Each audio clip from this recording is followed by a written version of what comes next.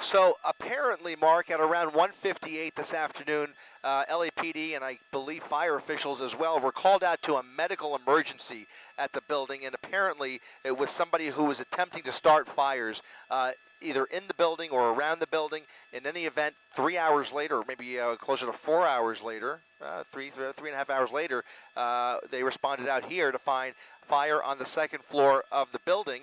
As we heard, that fire then spread to the attic, and then the rest is history. Now, what we don't know is the disposition, as you mentioned, of that suspect or that person who was suffering that medical emergency, or perhaps just an outright arsonist. Not exactly sure, but in any event, don't know what happened to him, if they know where he is, if he was taken into custody, or if he is long gone by now, or whether they even know who he was. So lots of unanswered questions. But if he had anything to do with this, there will be a high price to pay, as there has been significant damage here in the Westlake District. In fact, it appears by my eye that most of this building will be, well, definitely be condemned, and much of it will be a total loss. Hopefully they'll be able to salvage some of the property, specifically on the first floor, and it's probably a good reason why they were trying so valiantly to try and give that first floor as best chance as possible of being salvageable by trying to create that trench cut through the length of the building and allowing that fire